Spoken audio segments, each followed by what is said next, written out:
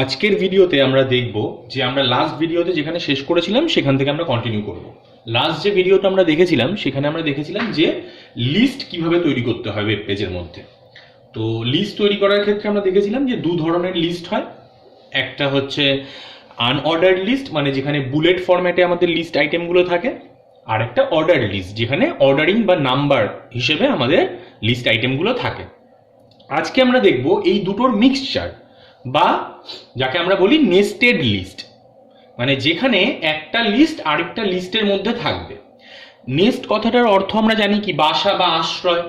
সাধারণত আমরা birds nest বলে আমরা বেশি নেস্ট শব্দের সাথে পরিচিত, যেখানে আমরা পাখির বাসা বুঝি বার্ড নেস্ট মানে।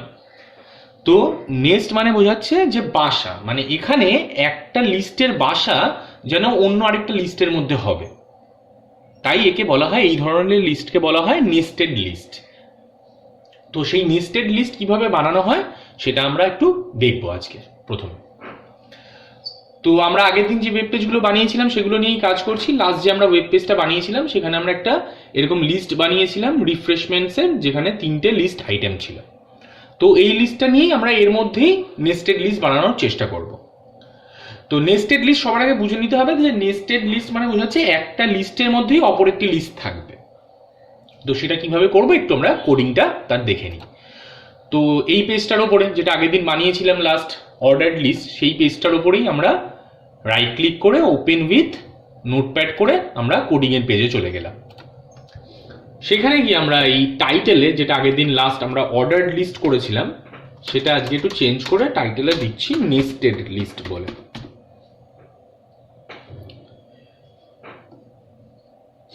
সেখানে এই রিফ্রেশমেন্টসের আন্ডারে আমরা টাইপ দিলাম না, টাইপটা আমরা বলেছিলাম যে টাইপ অ্যাট্রিবিউটটা ওয়েল ট্যাগের সাথে ইউজ হয় কি নর্মাল এমনি সাধারণভাবে শুধু ওয়েল যদি ট্যাগ আমরা ইউজ করি তাহলে লিস্টের আইটেমগুলো 1 2 3 4 করে নাম্বারিং হবে। যদি আমরা সেটা এবিসি হিসেবে নাম্বারিং করতে চাই, অর্ডারিং করতে চাই, বা রোমান 1 2 হিসেবে নাম্বারিং করতে চাই, সেই সমস্ত ক্ষেত্রে আমরা ওই ওয়েল ট্যাগের সাথে টাইপ বলে অ্যাট্রিবিউটটা ব্যবহার করি। তাহলে আমরা এই টাইপ অ্যাট্রিবিউটটা এখানে ব্যবহার করছি না, নর্মাল ওয়েল ট্যাগ আমরা ইউজ করছি। তাহলে এই নর্মাল ওয়েল ট্যাগ এটাকে আমরা মুছে দিলাম, টাইপটাকে। এটা করে আমরা একটু সেভ করলাম ডকুমেন্টটা, দেখে নিই যে ডকুমেন্টটা কিরকম দেখতে লাগছে আমাদের। তাহলে আমরা দেখতে পাচ্ছি যে আমরা ডকুমেন্টের টাইটেলটা চেঞ্জ করে আমরা অর্ডার লিস্টটাকে নেস্টেড লিস্ট করেছি, সেই টাইটেলটা উপরে চেঞ্জ হয়ে গেছে। আর এখানে রিফ্রেশমেন্টসের আন্ডারে আমরা যেহেতু ওয়েল এর টাইপটাকে চেঞ্জ করে দিলাম, টাইপটা মুছে দিলাম, শুধু ওয়েল রাখলাম ট্যাগটাকে, তাই আমাদের রোমান 1 2 করে নাম্বার ছিল এখানে অর্ডারিংগুলো, সেটা নর্মাল 1 2 নাম্বার চলে এসছে। এবার আমরা দেখবো যে এর ভেতরে এই লিস্টের যে আইটেমগুলো রয়েছে সেই আইটেমের ভেতরে আবার নতুন করে কিভাবে লিস্ট বানানো যায় সেটা আমরা দেখব। তাহলে আবার ওয়েব পেজটা আমরা খুলে নিচ্ছি ওপেন উইথ নোটপ্যাড করে। এবার আমাদের যেটা করতে হবে যে এই যে ওয়েল ট্যাগটা আমরা ইউজ করেছি, ওই ওয়েল ট্যাগটা ওপেন অবস্থায় থাকবে, থেকে তার মধ্যে যে লিস্ট আইটেমগুলো আছে আইটেমগুলোও থাকবে। এবার এই লিস্ট আইটেমের মধ্যে একটা আইটেমের মধ্যে যদি আমি আবার কোনো একটা ওয়েল বা ইউএল ট্যাগ ব্যবহার করি,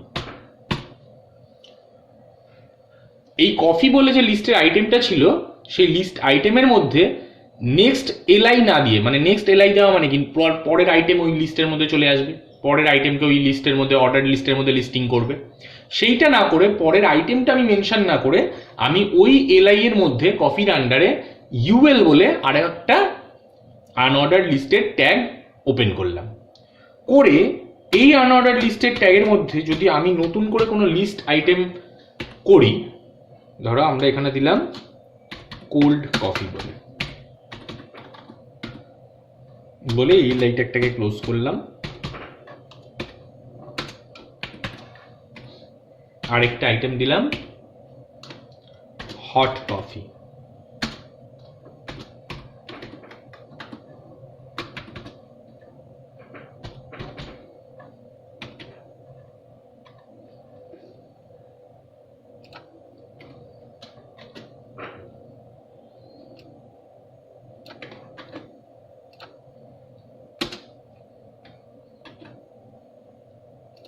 লাস্টে দিলাম ব্ল্যাক কফি। করে আমরা এই যে ইউএল ট্যাগটাকে ওপেন করেছিলাম সেই ইউএল ট্যাগটাকে যদি আমরা ক্লোজ করে দিই, তাহলে দেখি আমরা কি চেঞ্জ এলো, আমাদের ওয়েব পেজটার মধ্যে কি চেঞ্জ এলো সেটা একটু দেখে নেব। তাহলে দেখো এখানে 1 2 3 তিনটে ওয়েল এর মধ্যে তিনটে লিস্ট আইটেম আছে, তাই কফি, টি আর কোল্ড ড্রিঙ্কস এগুলো 1 2 3 করে নাম্বারিং এসছে। কিন্তু কফির মধ্যে আমরা আবার ইউএল বলে ট্যাগটা ওপেন করেছি, মানে আনঅর্ডার্ড লিস্টের জন্য আলাদা একটা ট্যাগ তৈরি করেছি। সেই আনঅর্ডার্ড লিস্ট ট্যাগের মধ্যে যতগুলো আমরা লিস্ট আইটেম করে আইটেমকে লিস্ট করেছি ট্যাগের সাহায্যে, ওই কফির মধ্যে ততগুলো আইটেম এখানে আলাদা করে অ্যাড হয়ে গেছে। তাহলে আমরা দেখতে পাচ্ছি যে একটা লিস্ট রয়েছে অলরেডি 1 2 3 করে, সেই লিস্টের কোনো একটা আইটেমের মধ্যে আবার আরো একটা লিস্ট ঢুকে গেছে। এই ধরনের লিস্টকে আমরা বলছি নেস্টেড লিস্ট। তাহলে আমরা যদি আবার পরের যে আইটেমটা ছিল, মানে এই যে টি বলে যে আইটেমটা ছিল, এই লিস্ট আইটেমের মধ্যে যদি আবার আরো একটা ট্যাগ ওপেন করতাম, ধরো এখানে আবার একটা ওয়েল বলে ট্যাগ ওপেন করছি, করে সেটা টাইপ ধরো দিচ্ছি রোমান 1 বলে, করে তার মধ্যে যদি আবার কিছু আইটেম লিস্ট করি আমরা,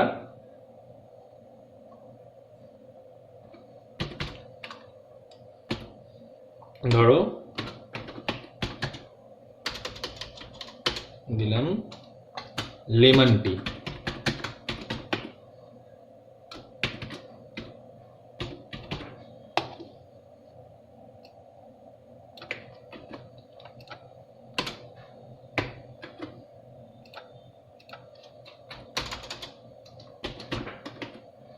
গ্রিন টি আর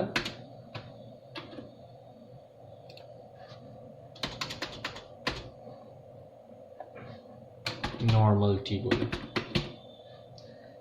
এবার আমাদের এই যে লিস্ট আইটেম ছিল টি, মানে যেটা কিনা প্রথম ওয়েল ট্যাগের আন্ডারে ছিল, সেই আইটেমের মধ্যে টি এর মধ্যে আবার আমরা নতুন করে আরো একটা ওয়েল ট্যাগ ওপেন করেছি, করে সেটার টাইপ আমরা রোমান 1 দিয়েছি, মানে রোমান 1 2 করে আসবে। তো যেই মুহূর্তে আমার আইটেমগুলো লিস্ট করা হয়ে যাবে, সঙ্গে সঙ্গে আমাদের যেই ট্যাগটার সাহায্যে আমরা এই কাজটা করছিলাম সেই ট্যাগটাকে ক্লোজ করতে হবে। মানে এখানে ওয়েল ট্যাগটাকে আমরা ক্লোজ করলাম। এই যে ওয়েল ট্যাগটা ক্লোজ হলো, এটা কিন্তু প্রথম যে ওয়েল ট্যাগটা আমরা ওপেন করেছিলাম সেটা না, ঠিক এই ট্যাগের আন্ডারে, এই ট্যাগের প্রথম, এই ট্যাগের আগে যে, এই লিস্ট আইটেমের আগে যে, এই তিনটে আইটেমের আগে যে ওয়েল ট্যাগ আমরা ওপেন করেছিলাম, সেই ওয়েল ট্যাগটা আমরা ক্লোজ হলো ইমিডিয়েটলি। আমরা বলেছি ট্যাগ তার কাজ হয়ে যাওয়া মাত্র ইমিডিয়েটলি ক্লোজ হয়। তাহলে এই ওয়েলটা আমাদের, এই ওয়েল টাইপ 1 বলে যে ট্যাগটা ওপেন করেছিলাম সেই ওয়েলটা এখানে ক্লোজ হলো। আর একদম প্রথমে যে ওয়েলটা আছে সেটা কিন্তু একদম শেষেই ক্লোজ হয়েছে। তাহলে এইটুকু করার ফলে যেটা হলো সেটা আমরা একটু দেখে নিই। তাহলে দেখো এখানে আবার কি হয়েছে, যে টি এর তলায়, মানে টি যে আইটেমটা ছিল প্রথম লিস্টের, অর্ডার লিস্টের, সেই আইটেমের তলায় আবার নতুন করে একটা অর্ডার লিস্ট তৈরি হলো। তাহলে এইভাবে আমরা চাইলে একটা লিস্টের আইটেমের মধ্যে এরকম আরো অন্যান্য আইটেম নেস্ট হিসেবে, নেস্টেড লিস্ট হিসেবে তার মধ্যে অ্যাড করতে পারি। কিন্তু আমাদের খেয়াল রাখতে হবে আমরা যেন যেই ট্যাগের সাহায্যে যেই কাজটা করছি সেই ট্যাগটা যেন ইমিডিয়েটলি ক্লোজ করি।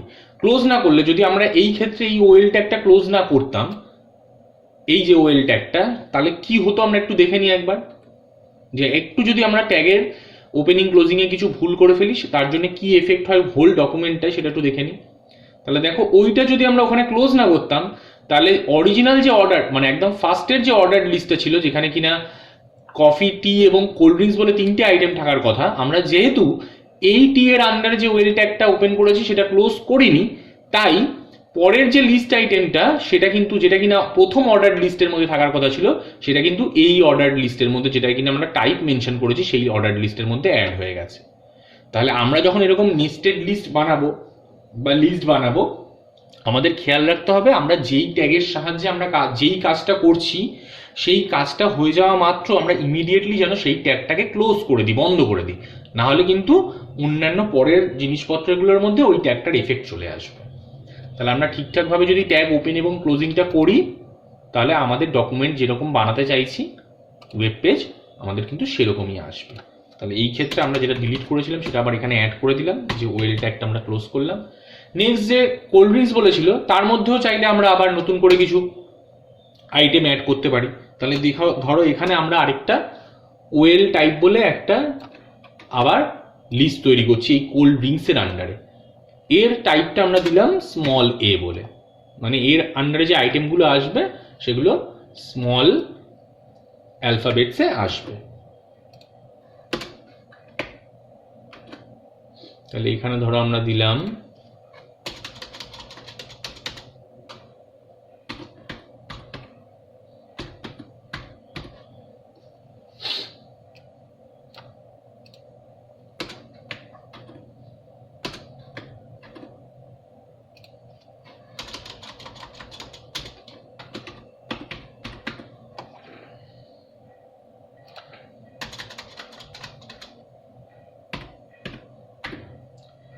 তাহলে এই ওয়েল এর মধ্যে এই ওয়েল ট্যাগের সাহায্যে আমরা আবার এই কোল্ড ড্রিঙ্কসের যে আইটেমটা ছিল লিস্ট আইটেম ফার্স্ট অর্ডার লিস্টের, সেই কোল্ড ড্রিঙ্কস আইটেমের মধ্যে আমরা আবার আরেকটা নতুন লিস্ট তৈরি করলাম ABC করে অর্ডারিং করে।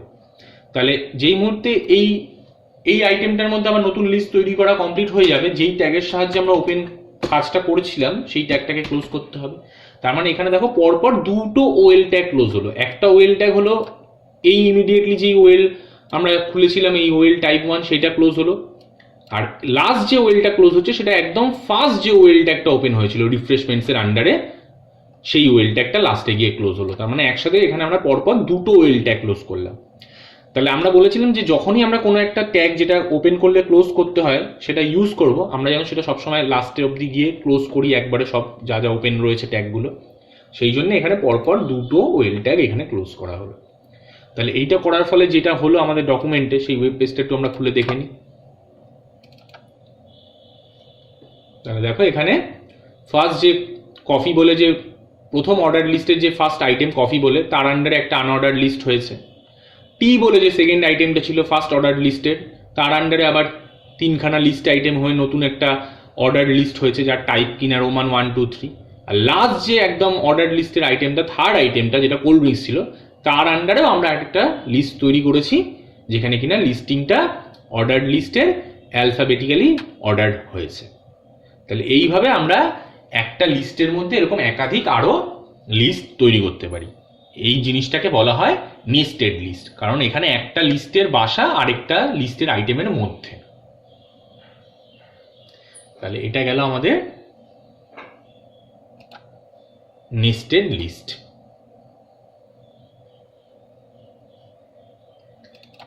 এরপরে আমরা দেখব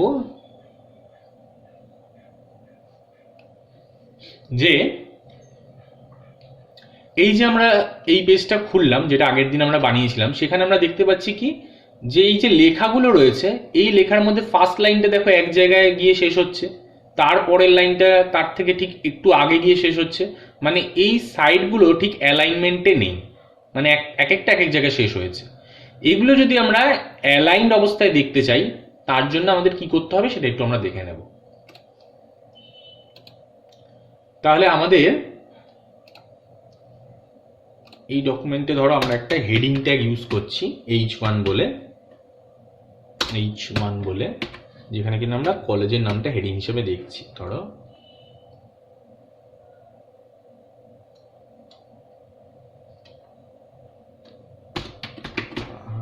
কলেজ বলে আমরা এটার হেডিং দিলাম, বলে হেডিং ট্যাগটাকে আমরা ক্লোজ করে দিলাম। এবার এই যে লেখাটা রয়েছে এটা একটা প্যারাগ্রাফ হিসেবে রয়েছে, একটা প্যারাগ্রাফ যার মধ্যে একাধিক সেন্টেন্স রয়েছে। এই প্যারাগ্রাফের আমরা চাইলে অ্যালাইনমেন্ট সেট করতে পারি। অ্যালাইনমেন্ট মানে প্যারাগ্রাফটা পেজে কিরকম দেখতে লাগবে। তো সেখানে আমরা এই প্যারাগ্রাফের অ্যালাইনমেন্ট সেট করার জন্য পি বলে একটা ট্যাগ আছে, পি ফর প্যারাগ্রাফ বোঝাচ্ছে। এই পি ট্যাগের মধ্যে একাধিক অ্যাট্রিবিউট আমরা ইউজ করতে পারি। তো এই পি ট্যাগের মধ্যে অ্যালাইন বলে একটা অ্যাট্রিবিউট আছে, সেটা যদি আমরা ইউজ করি সেই অ্যাট্রিবিউটের ভ্যালু আমাদের সেট করতে হয়। অ্যালাইনমেন্ট আমরা দেখেছিলাম ওয়ার্ডে, এমএস ওয়ার্ড যখন করেছিলাম বা এক্সেল যখন করেছিলাম, তো অ্যালাইনমেন্ট আমরা দেখেছিলাম 4 ধরনের হয়, লেফট, রাইট, সেন্টার এবং জাস্টিফাই। তো এই যদি অ্যালাইনমেন্টটা আমরা এই যে কোনো 4টে ভ্যালুর মধ্যে কিছু একটা সেট করে দিই, ধরো আমরা জাস্টিফাই সেট করলাম, করে আমাদের এই প্যারাগ্রাফ ট্যাগটা যেটা ওপেন করেছি একদম শেষে গিয়ে যখন এই প্যারাগ্রাফ ট্যাগের কাজ হয়ে যাবে সেটাকে ক্লোজ করতে হয়। যে কোনো ট্যাগ ওপেন করলে আমরা ক্লোজ করি সেটা। তো এইটা যদি আমরা এখানে লিখি দেখি তার জন্য ডকুমেন্টে কি এফেক্ট হয়। তাহলে দেখো এখানে যেখানে লাইনগুলো সব এক একটা এক এক জায়গায় শেষ হয়েছিল, সেটা কিন্তু আর এখন এক একটা এক এক জায়গায় শেষ হয়নি, সব অ্যালাইনমেন্ট হিসেবে জাস্টিফাইড একদম অ্যালাইনমেন্ট হয়ে গেছে, সব একই জায়গায় শেষ হয়েছে। তো এইভাবে আমরা প্যারাগ্রাফের অ্যালাইনমেন্ট সেট করতে পারি। একই রকম ভাবে আমরা যে হেডিংটা অ্যাড করেছিলাম, কলেজের নাম দিয়ে একটা হেডিং দিয়েছিলাম, এই হেডিং ট্যাগের মধ্যেও কিন্তু আমরা অ্যালাইন বলে অ্যাট্রিবিউটটাকে ইউজ করতে পারি। তাহলে অ্যালাইন অ্যাট্রিবিউট বলে আমরা যদি এখানে এইবারে অ্যাট্রিবিউটটার ভ্যালু যদি সেন্টার বলে সেট করি, তাহলে দেখো আমাদের তার জন্য কি এফেক্ট হয়। তাহলে দেখতে পাচ্ছি আমাদের এই পাহাড়পুর কলেজ যেটা কিনা হেডিং ছিল, সেটা আমাদের পেজের মাঝখানে সেন্টারে চলে এসেছে। তাহলে একই রকম ভাবে এই হেডিং ট্যাগের সাথেও অ্যালাইনমেন্ট অ্যাট্রিবিউটটা ইউজ হয়, যেখানে কিনা অ্যাট্রিবিউটের যেরকম ভ্যালু আমরা দেব সেই হিসেবে অ্যাট্রিবিউটের ভ্যালুর উপরে নির্ভর করে হেডিংটা আমাদের পেজে দেখাবে।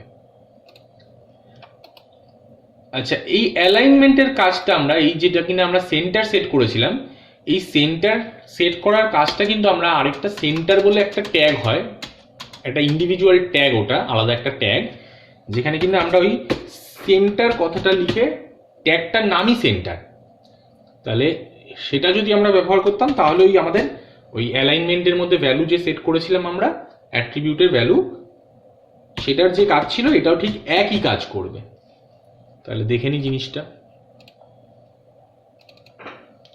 তাহলে দেখো আমরা যেহেতু H1 এর মধ্যে অ্যালাইনমেন্টে কিন্তু আর অ্যাট্রিবিউট এবার ইউজ করিনি, কিন্তু আমরা যেহেতু H1 এর আগে সেন্টার বলে ট্যাগটা ইউজ করেছি, লেখাটা কিন্তু আমাদের সেন্টারেই এসছে।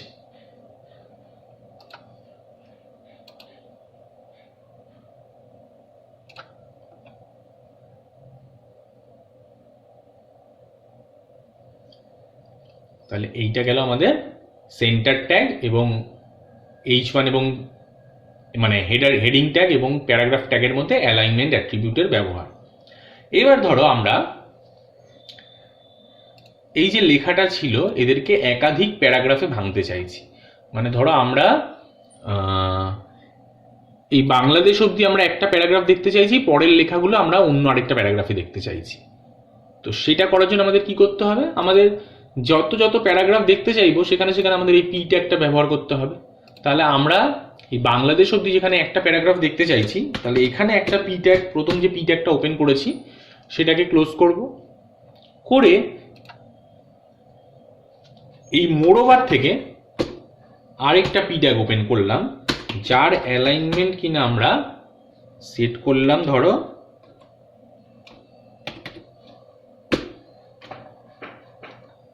সেন্টার বলে।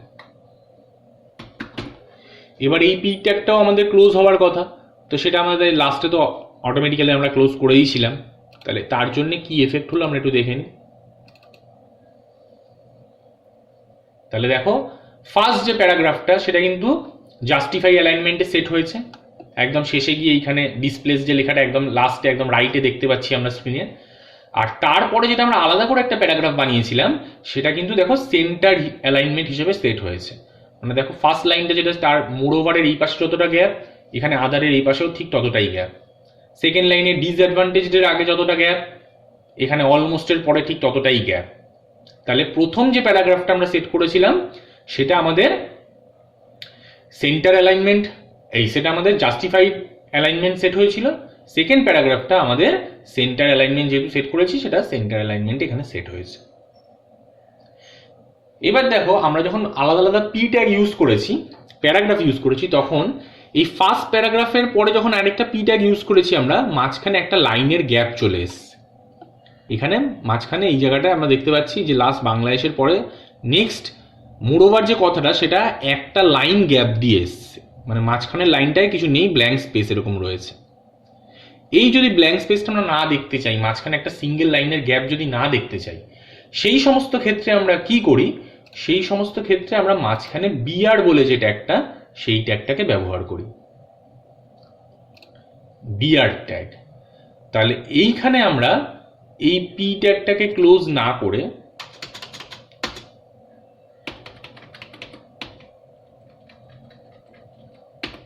এখানে বিআর মানে লাইন ব্রেক সেই ট্যাগটা ব্যবহার করলাম। এই বিআর ট্যাগটা কিন্তু কোনো ক্লোজ করতে হয় না। আমরা বলেছিলাম কিছু কিছু ট্যাগ আছে যেগুলো কিনা এমটি ট্যাগ বলি যাদের আমরা, সেখানে কিন্তু ট্যাগটা ওপেন হয় কিন্তু সেই ট্যাগটা ক্লোজ হয় না।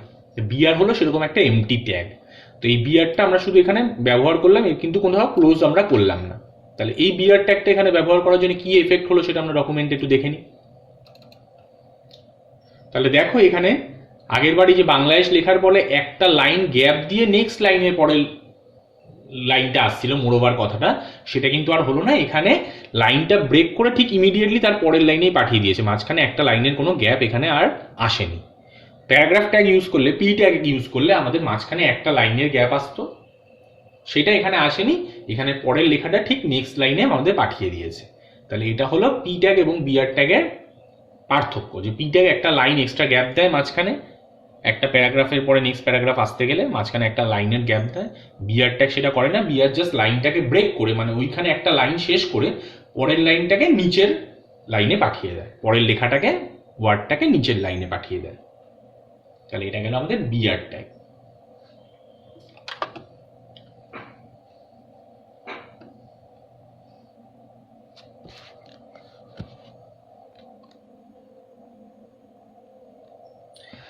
আজকে আমরা এই ভিডিওতে লাস্ট একটা জিনিস দেখে নেব, সেটা হচ্ছে হরাইজন্টাল রুল আঁকা।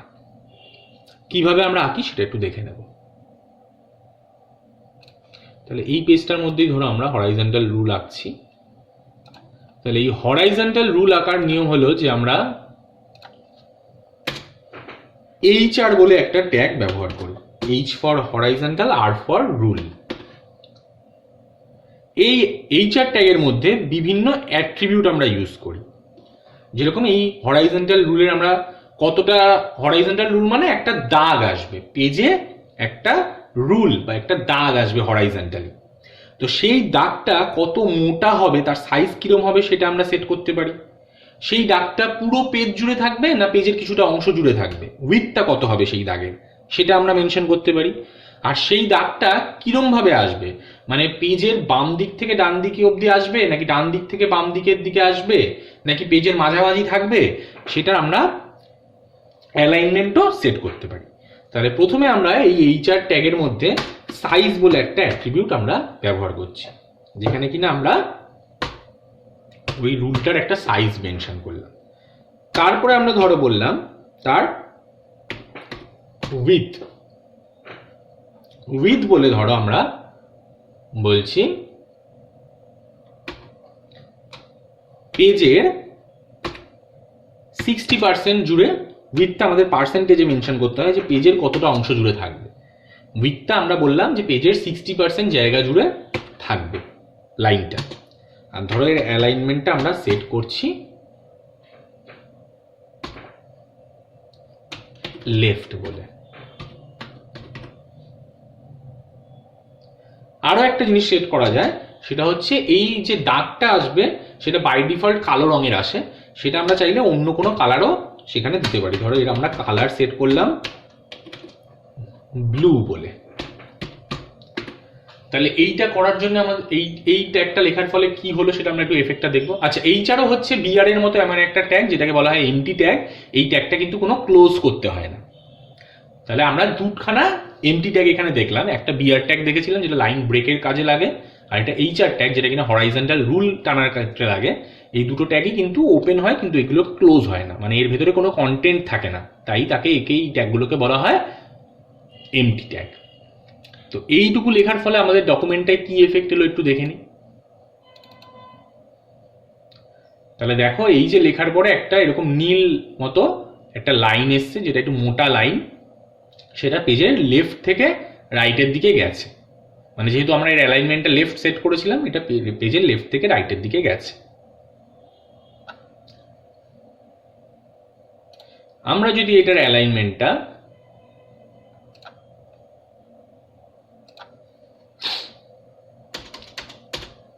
সেন্টার সেট করতাম আর এর পার্সেন্টেজটা আমরা 60% জায়গায় কমিয়ে 50% করে দিতাম, তাহলে কি হতো ডকুমেন্টটা একটু দেখে নিই। তাহলে দেখো এটা পেজের মাঝ বরাবর এসছে, আর এর সাইজটা আগে যেখানে 60% ছিল এটা পেজের অর্ধেক অংশ জুড়ে 50% জায়গা জুড়ে রয়েছে। তো এরকমভাবে চাইলে আমরা ডকুমেন্ট, যখন আমাদের এরকম কিছু একটা লেখা শেষ হয়ে গেছে তার তলে আমরা দাগ দেখাতে চাই, তখন আমরা এরকম দাগ দিতে পারি। এত মোটাও না, আমাদের ইচ্ছা মতো আরও সরু দাগ দিতে পারি, বা এরকম কালারে না দিয়ে ব্ল্যাকে, এমনি নর্মাল ব্ল্যাকেই দিতে পারি। সেটা আমাদের ইচ্ছার উপরে নির্ভর করছে যে আমরা কীরকম এফেক্ট আমরা আমাদের ডকুমেন্টে দেখতে চাইছি। তো ধরো এখানে যদি আমরা একাধিক দাগ দেখতে চাইতাম, তাহলে এখানে বারবার আমাদের এরকম এই এইচআর ট্যাগটা ব্যবহার করতে হতো। তাহলে ধরো আরেকটা এইচআর ট্যাগ ব্যবহার করছি, যেখানে কিনা আমরা সাইজটা একটু কমিয়ে দিলাম। ধরো করলাম 4।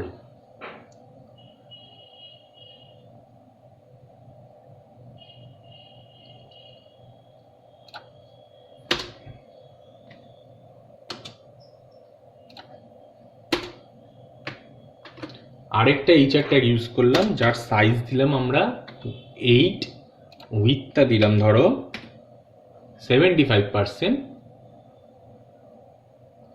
আর কালার এদের আলাদা আলাদা সেট করলাম। ধরো একটার সেট করলাম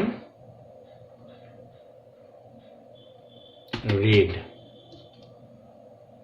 একটার সেট করলাম ধরো গ্রিন।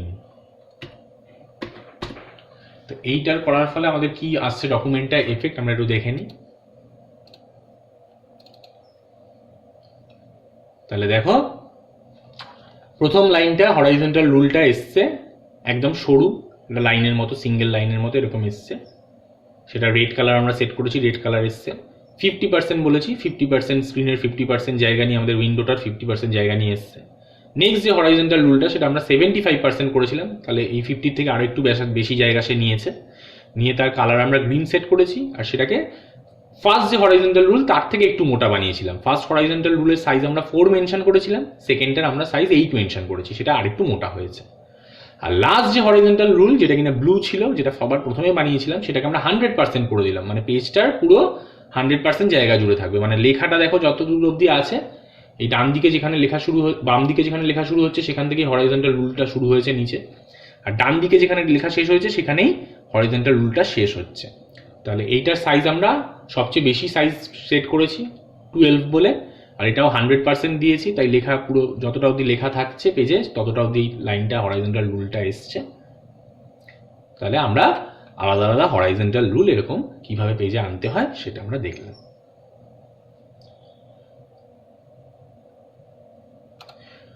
তো আজকের ভিডিওতে এই অবধি থাক।